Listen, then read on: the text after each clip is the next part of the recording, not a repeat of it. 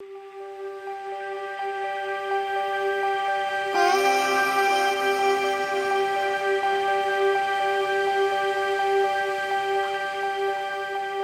back to the DTW podcast with me, DT. Guys, I am absolutely over the moon to have one of my favorite people in the world on my podcast today. A true inspiration, but a fella that I'm very privileged to call a friend as well, Brian Pennie. Brian, how are you, sir? Daniel, I'm doing great. I'm so excited for this, man. We had to stop Me ourselves too. going into mad details beforehand I because said, we let's keep keep it it for the podcast. Oh, man. I'm so looking forward to this, man.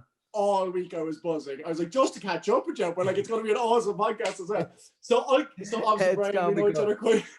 Obviously, we know each other quite well. But just for anybody who doesn't know Brian, first of all, for shame, and second of all, I'll tell you what he's up to in his life. So Brian is a PhD researcher, like my good self here in Trinity. Also, radio presenter, author, life change strategist, just all-round legend. The guy is just kicking goals and ticking boxes. But the most interesting thing I find in terms of our particular relationship is that Brian and I had the absolute honor and privilege of sharing a stage with this man once, and it was my very first public speaking job. I'm going to say 3 years ago here at Trinity College. So Brian, here we are again, 3 years later, kid. How are you? I'm doing great, man. I can't believe it. I think 2.5, 3 years ago. It's crazy, isn't it? It's crazy. And that was my first speaking gig as well. I think I'd done one previous to that, Daniel. And it was funny, like we were only chatting earlier. That was a month or two before that. I began reaching out to leading CEOs, sports people and stuff like that. And I'd gotten a lot of interviews. So one of the people I got an interview with was Fergal Nocton. Now, at the time, I didn't know Fergal, Glenn Dimplex. I didn't know they were such a big company. And Fergal had actually said to me, I'll send someone down to watch one of my talks. So I remember giving Fergal directions. You go into the global room, it's this, that, blah, blah, blah, blah, blah.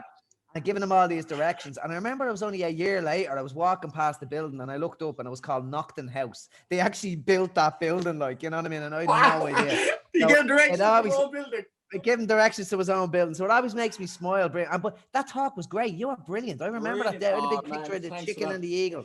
It was brilliant. It was brilliant. And something came up in that regard again. There was like a throwback or something, and it was like I posted a picture of me doing my public speaking job, and I'm talking about mental health. There's a big chicken. There's a big chicken.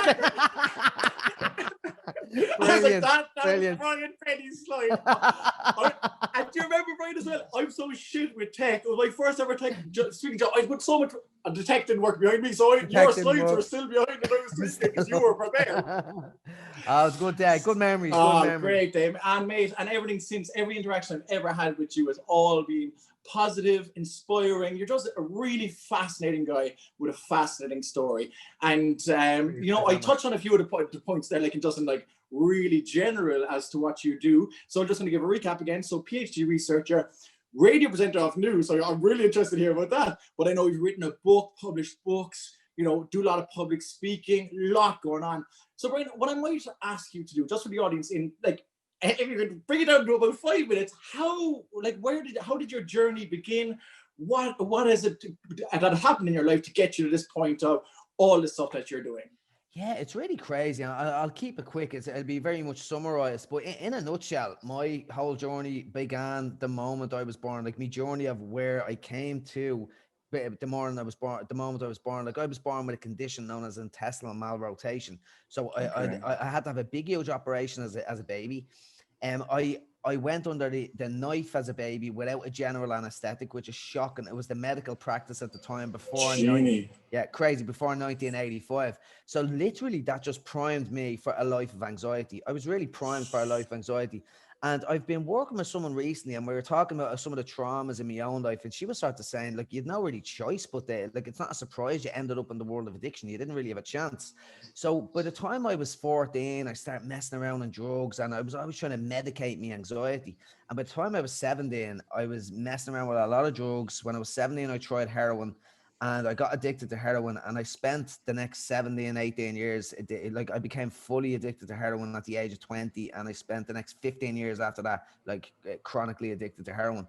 So that brought me up to 35 years of age. And to put it quickly, I was nearly dead. Like there's pictures of me on my website before and after. You can see like I was nearly dead. I was in a bad way.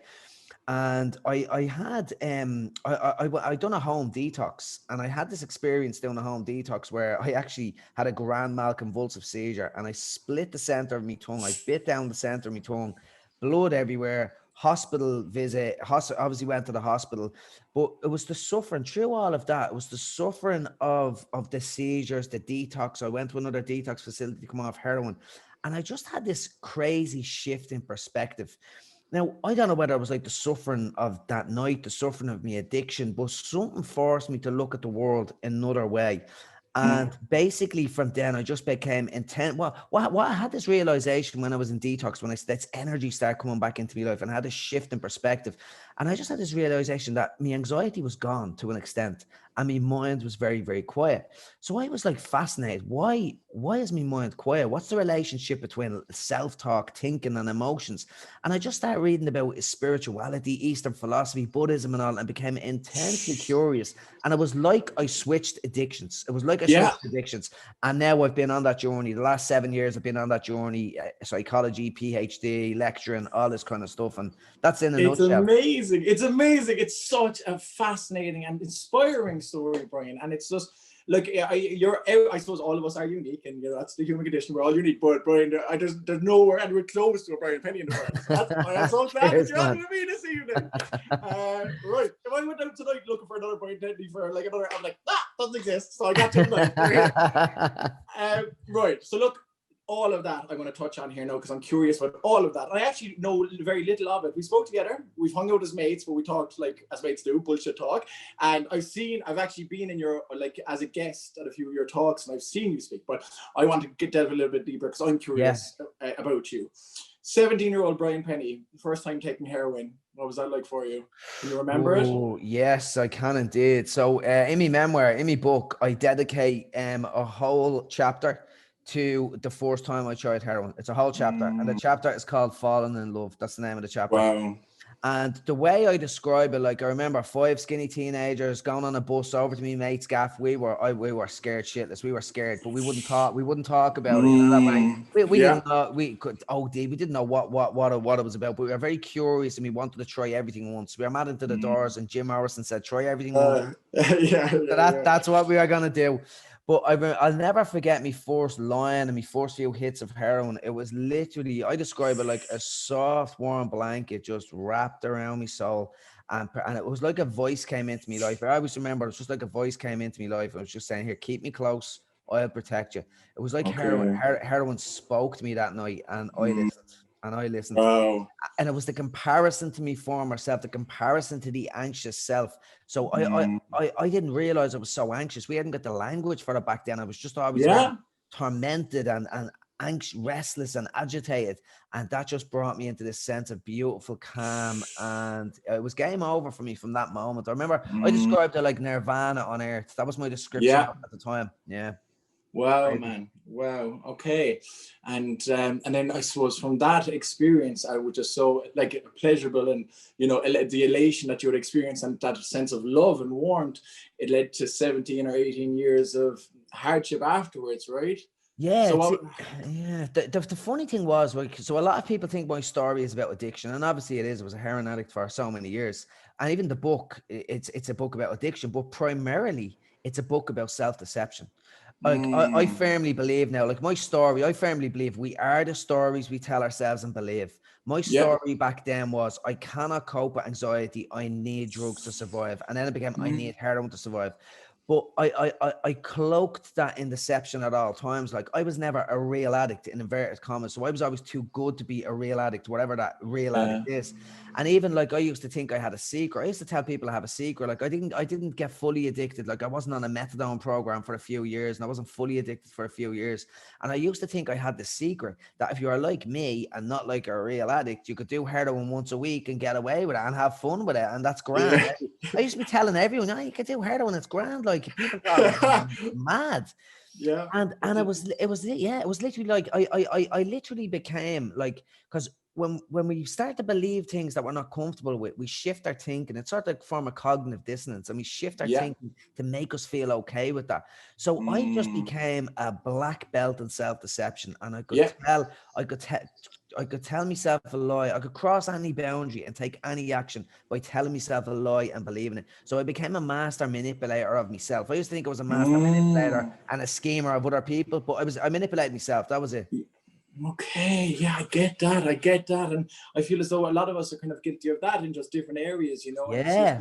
It's ourselves that we're deceiving, and it's ourselves that will eventually and inevitably suffer from this deception because you're not being authentic.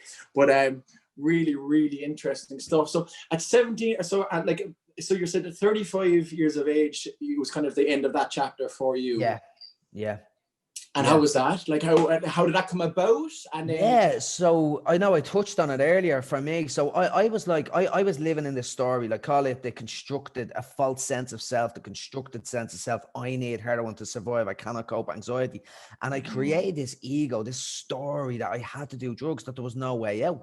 And I firmly did believe that. So I was a very functional addict for much of that time as well. Like I worked in a job and I had not good structures. I didn't function. It turns out I didn't function that well. I thought I functioned well. Yeah. But I worked in a job for a lot of that time. But slowly, as I got into my 30s, I stopped functioning and all of that fell apart.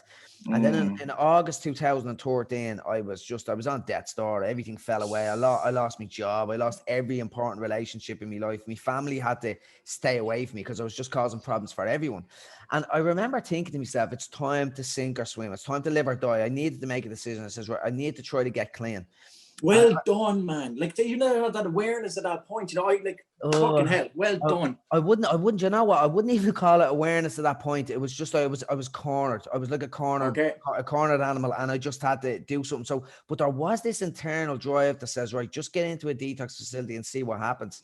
But awareness wouldn't be the right thing to call it. I would even say it was just like I was cornered and I had to do something. Desperation. I had no way of making money. I had no way of getting drugs anymore. Everything had fallen around me. This whole sense of self that I constructed had fallen around me, and there was no way out. So I was sort of forced into it. So I was looking to get into a detox facility, and I went to my clinic, my methadone clinic, and they says, look, we can get you into a detox facility, but you can't have benzos in your system. You need to only have 40 mils of methadone. So where I wanted to go, I needed to just have 40 mils of methadone in my system, and my body was full of all sorts of drugs, including benzos. It would take me 4 weeks for the benzos to come out of my system, and I was taking me another 8 to 12 weeks to get into a detox down the country that would wean me off benzos. So I remember just saying to the guy's name in there, I won't say his name here, but I remember saying, sorry, I'm okay to say his name. Yeah, let me say it in the book. I was saying, Austin, I need to get off this now. I'm just gonna go cold turkey in the benzos. And he says, Brian, don't do that. I was taking 30, 40 benzos a day, crazy numbers. Like, he says, don't do that. You'll end up having a seizure. And I remember thinking, special addict, I'd be grand. I won't have a seizure. Yeah, as if I'll have a seizure. That was my last words to Austin.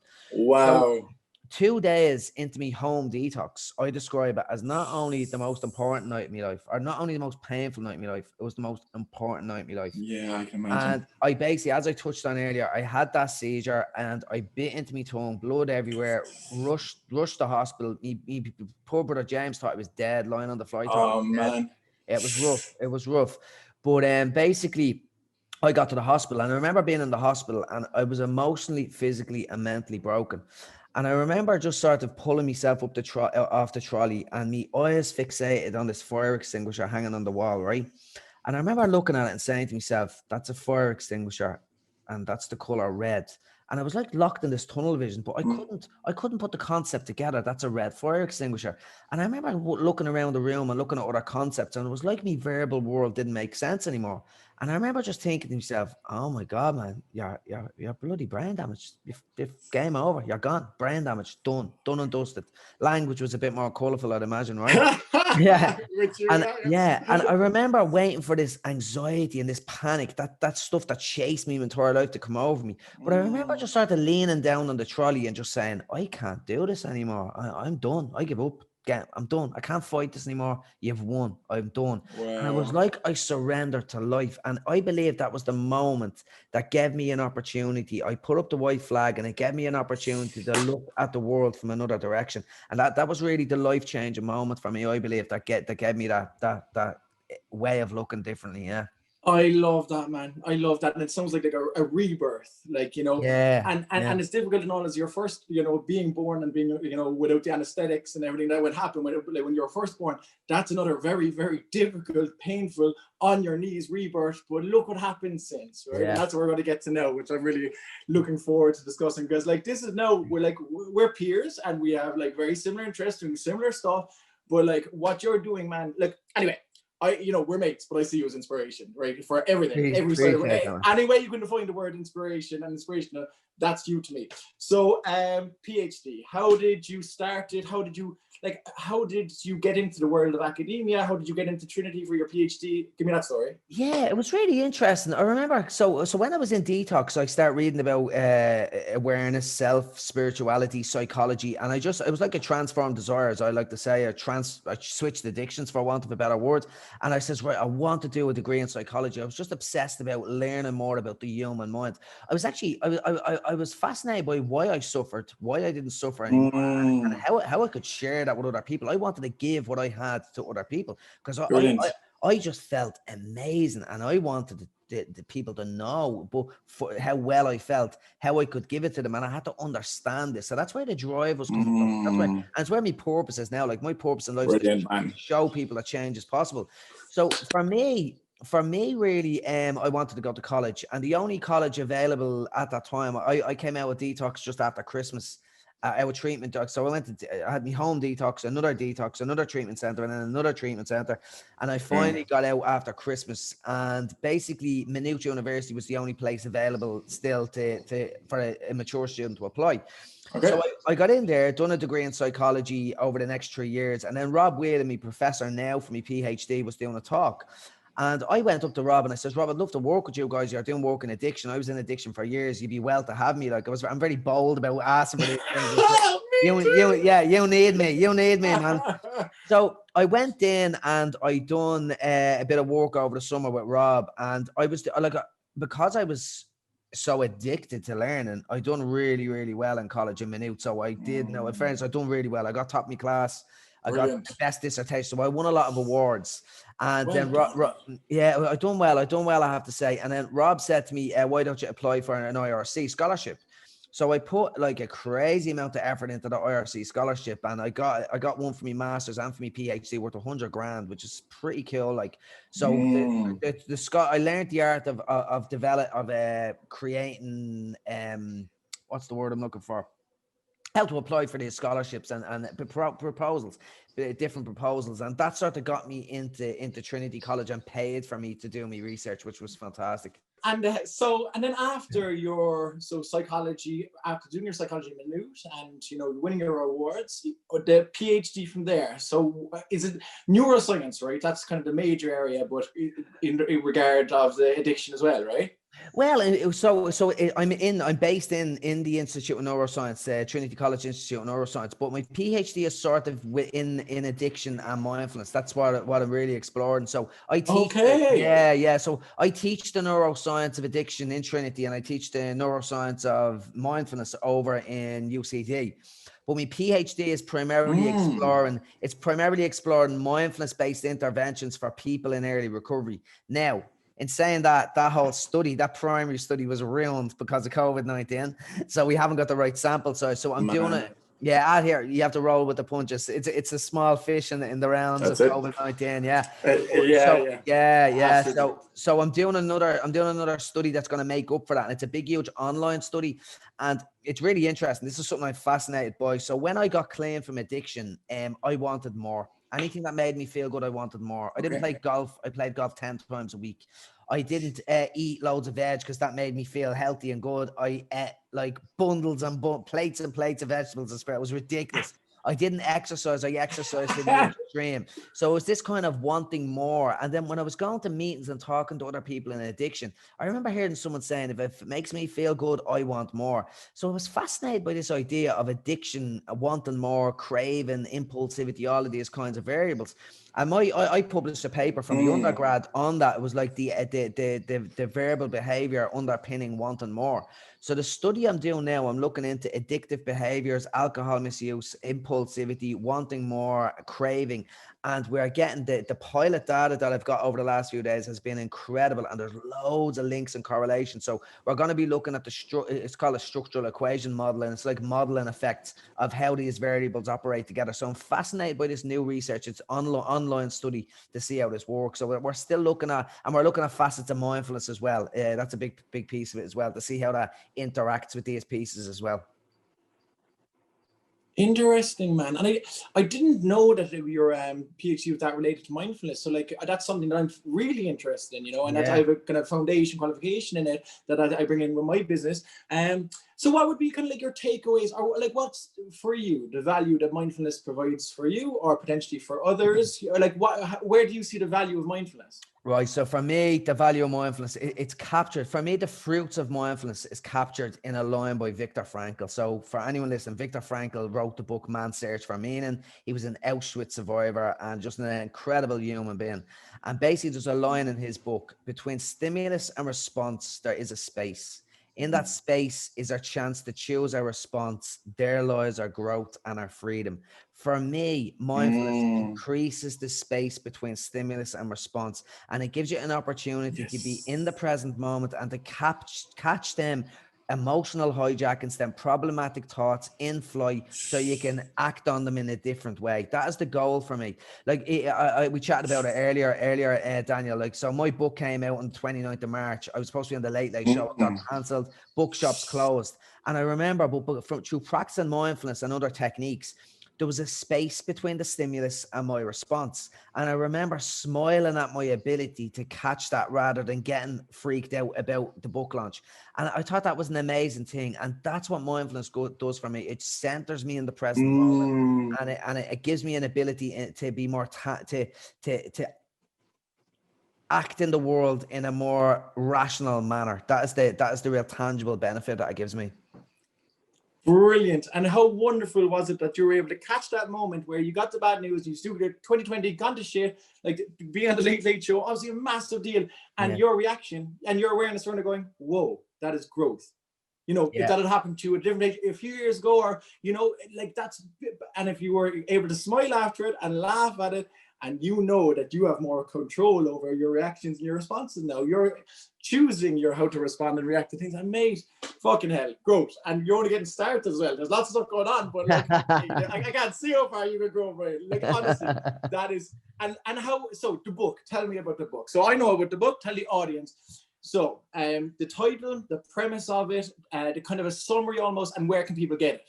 Yeah, super. So basically, in just before our talk, when we done our first talk, I was mentioning I reached out to Fergal Nocton. So I reached out to lots of, I wanted to learn from the best. I wanted to learn from people further along the path. So I reached out to top psychologists, top business people, top sports people to interview them for the tools and tactics for their lives.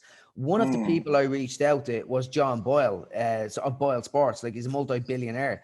And it turned out that John was also in recovery for 37 years. So me and John had a 3-hour chat. First time we met. He's a mentor of mine. He invited me over to Florida, to his house in Florida.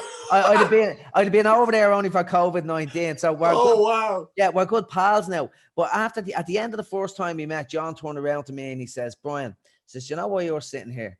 Because you don't give a crap anymore. You're living on bonus time. You've been given you've been given a second chance at life. So bonus time is basically about me being given a second chance at life, and I'm living on bonus time. And what it represents is dreaming big, living boldly, embracing failure, taking risks, not comparing yourself to others, not letting things that are outside of your control your behavior, and all of these different things.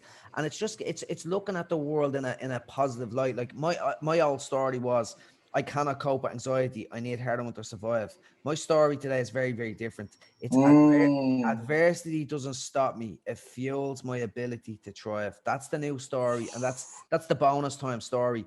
And fucking hell, yeah, that's a great story, man. It's a great story, and I find myself anytime I'm challenged by something, I find myself leaning in, looking for the solution within the challenge, or the good within the challenge. How can I grow within that? And I suppose the book, primarily the book starts off with the scene of me spitting blood out onto the floor, and it starts off with that. It's all through my childhood, through my family, of how I was deceiving myself in addiction, the horrible things I done to my mum and dad and my sister. I sold drugs to feed me addiction. I done horrible things like within the addiction. I leave nothing out. I speak me truth. Yeah, Everything good is in man. there. But then there's that shift in perspective, and it's about how I'm now pushing boundaries to teach other people, to learn, to push forward, and just living boldly, daring greatly, living boldly, all these kinds of things. And but owning what I did as well, like, you know, that way. Yeah. No, yeah, it's like I mean, morals were always there. Like, I didn't go, what you call it, cutting people up or anything like that. And that helps. So I done things that I thought were okay, but in hindsight, they weren't. I done a lot of harm to my family, psychological harm to my family, Okay. and a few other things within the book as well. But that's the premise of the book. But primarily, Nice. it's a positive message about bonus time. And I Brilliant. think the best part about the book is I've gotten so many messages and reviews off people that are actually saying it's given them a better understanding of addiction, of the addict, Brilliant. and it's helped them to understand that. So that's the bit that I'm really proud about.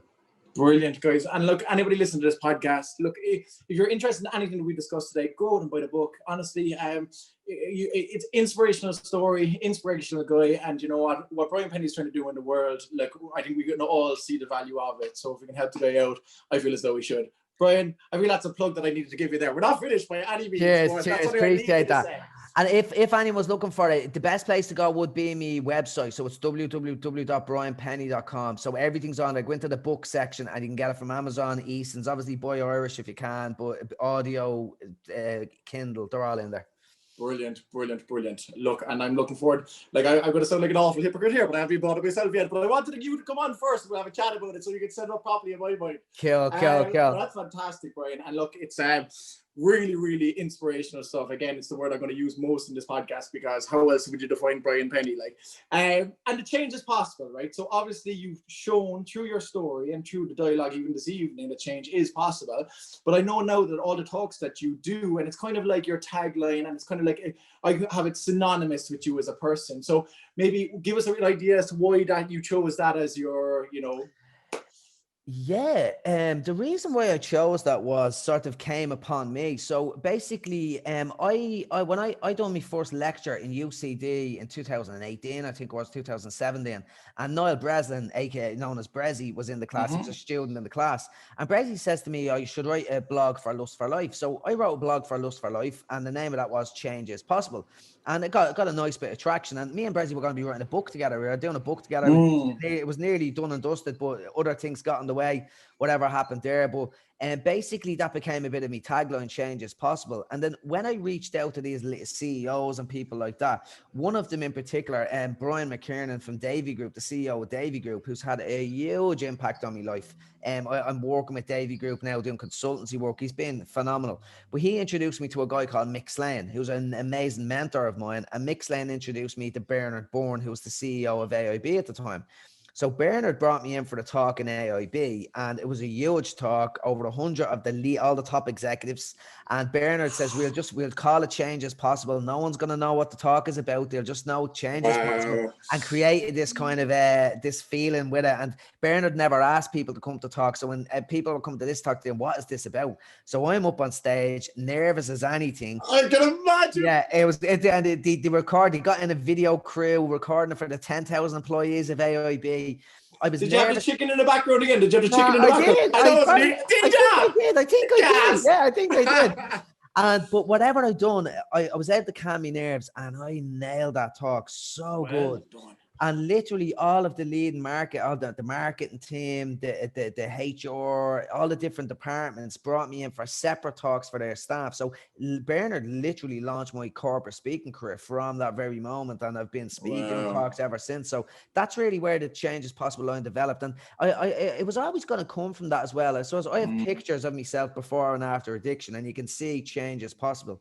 I have images of me brain before and after addiction. I was very lucky to be in a brain study when I was in detox. So I have images of me brain before and after, because I'm in the Institute of Neuroscience. I have access to a brain scanner there as well. So we recently done a scan on my brain, and we've shown that I've reduced the brain predicted age by 10 years. So I've a brain 10 years younger than that of a man chronologically my age. And that's been through the practice and the habits and the program. I've developed a program for life, and through them tools I've actually changed my brain. So change is physically possible on the outside, on the inside, and I just feel so different as well, like just subjectively feel so much better. Like it's incredible. And I suppose it comes down to the mission as well. Like I have a mission or a purpose in life, and it's basically with a relentless belief that we are what we think. My mission is to show people that change is possible, demonstrating actionable steps through a lived experience. So it really encapsulates everything what I'm about and what I try to do. Nice. And like, how much hope will that give people? Because I think everybody will change some facet in their life, but some people are so chronically aware of that change is absolutely necessary. Like you were, you know, after your times of addiction, you was like, right, crunch point. And if there's people like you that are a few years ahead, you can just give that advice. And I suppose that's what the life strategy, changing life strategy, that service that you provide now, as well as the strategist, that's how that's come about too, right? It's kind of like a private service you offer to people. Yeah, well, I don't do one-to-ones anymore. Like, so it was basically like, I suppose it's a good thing in a way, because I was just getting so many messages through my website, email, social media. Like I was probably getting 20 messages a day, and you can't, it was crazy at one stage. So you can't basically, like, deep work like that takes a lot of time. So I've decided to take a step back from the one-to-one work, which I didn't do much of. And I just prefer to do online courses, talk, so I can appeal to the masses, write blogs, write articles, and do stuff like that. Now I am doing some deeper work with psychologists on unlocking the secrets of addiction recovery. That's something that we're really looking in towards now, but we're still going to do it on a course basis, because there's so many people out there that need help, that I think people need these courses and these talks and these webinars that are just more to the masses rather than the individual. And that's really what I'd be more so about. Brilliant. And look, again, so many people get so much value out of that.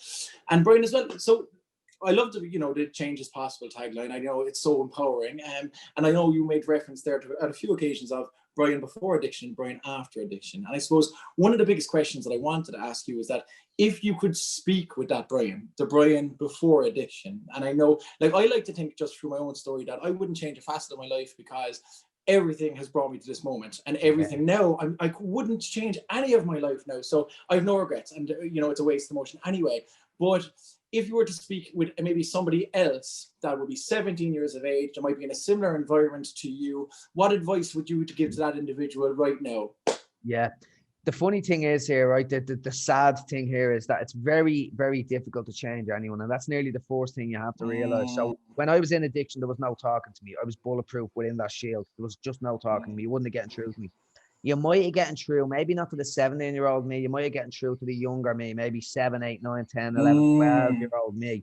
And the message that I would give would be, feel your feelings and ask for help. They would be the two things. Feel your feelings and ask for help. Don't be running away from your feelings, because I struggled massively with anxiety. I didn't admit it to myself. I kept it in. I didn't tell anyone about it. I was like that male ego. I'm too strong. I can handle it myself.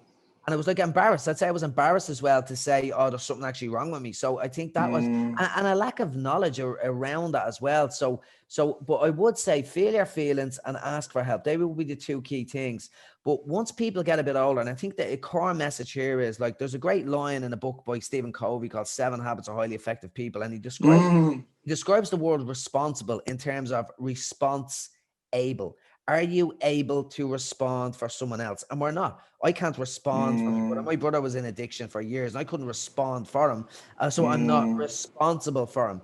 And the idea here is that all you can do is respond for yourself. So if you have a loved one in addiction, you can plant the seed, you can try to talk to them, but the chances are they won't listen. And what you can do, you can try to be the listener for them. That's a better seed. Try to be the listener for them if they want to talk. But the very best thing you can do, and what I've found through my experiences, is to implement the tools yourself, act yourself. Because my brother was in addiction for years when I got clean. He didn't listen to me. He wouldn't talk to me. But when I stopped trying to preach to him and he's seen the good things in my life, he's seen the actions I was putting in my life, well, then he wanted a bit of that. And he's 2 years in recovery now. So brilliant. It's really, really critical. Like, it's like, there's a great metaphor. It's like if you're on a plane, the parent on a plane, the cabin pressure goes, you've got to put on your own oxygen mask first. So make sure you get you right. And then when the person is available, they're offering themselves and they want to be helped, then you're in a position to help them. So that will be the key piece. But if you can get at people early for addiction, that the advice I give, feel your feelings and ask for help. Brilliant, man. Brilliant. And like, regardless of what I do in my life, career-wise, I'm a teacher. I'm a teacher first and foremost. And it's like, in the education system, when you catch them at that age, it can make all the difference. If I was told that it's okay to have anxiety, if I was told that it's okay to be insecure, like, I feel as though my life could be much easier. So, you know, anybody listening here, if you have any kind of interaction or influence over young children, these are things that they need to hear, because it can become too late. So when we have them, it is important that everybody feels their feelings and ask for help. And Brian, that's really, really, really solid advice. Now, before you leave, there was something that I have to ask you about, because it's something that fascinates me. You're a radio presenter, bud. I went away to Australia for 9 months. I came back and was like, right, Brian Pennie's just at a different level. And that was even before you started radio presenting. So I can't keep up. Lucky I don't compete with anybody anymore, because I'm feeling very bad at myself. Brian, tell us about your radio presentation. Yeah, so it was crazy. So I got this opportunity through Dr. Mali Cohen. So Mali is a phenomenal clinical psychologist. He wrote a great book called Love In, Love Out recently for children with anxiety problems.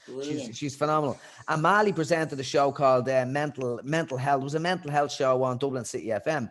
So she was wondering, she heard me speak, and then she was saying to the main people there, says, "Oh, Brian Pennie would make a great presenter of the show." So they asked me, "Do you want to present a radio show?" And I says, "Of course I do." So it's called, Of course. Yeah, of course. So we call it Mental Fitness. I've called it Mental Fitness, and literally what I do is I bring people on with experiences and tools for that they can share as well, and I basically interview them about their life. The main premise of the show is to highlight and simplify tools and tactics in other people's lives to offer it to people, but keeping it simple. That's the key piece. It was great. I've had like Brezzy on, I've had individual friends on, I've been through traumatic experience. Jack Cavanagh's been on. Brilliant. Jack was like, had life at, what's the word I'm looking for? Life on his feet, or what's that phrase? The world at his feet. The world at his feet. The world at his feet. The world at his feet. Young. I went over on a holiday. Tragic swimming accident, and broke his neck and purpose from the neck down. And Jack is just a phenomenal person. Resilience, a great guy. So he was on the show. Do you know who I had on last? I was supposed to have him on last night. We had a tech issue, so I'm going to have him on in 2 weeks. But Rick Hansen.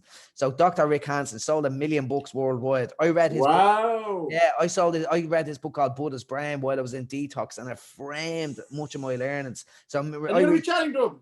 Yeah, when I reached out to Rick, when I reached out to all the CEOs, and he became a pal of mine, so he's going to come on the radio show. Yeah. So amazing. So it's given me great access to people. Like, I reached out to Russell Brand, Joe Dispenza. They all said no. You're reaching out. I'm reaching out, and I got Russell Brand's assistant actually says maybe we can revisit it in the future. So that's good. It's not a no. It's not a no. Yeah. It's great, and it's really great. I had Fiddy McMahon. Fiddy be a pal of mine, Dublin footballer as well. So lots of solid. Fiddy McMahon, the last ever man I'll mark on a football field. I marked Fiddy McMahon when I was playing with Clontarf up here. I was like, you know what? I'll retire after that. No way. I left my boots in the changing room. He kicked the shit out of me, by the way. He kept mocking my gum shield and punching me in the ribs and kicking my ankles. No way. Lovely guy. Lovely guy. Sound guy. Yeah, and great story. And like Jack is Trinity here, you know. So and he has his own podcast as well, but an absolute gent.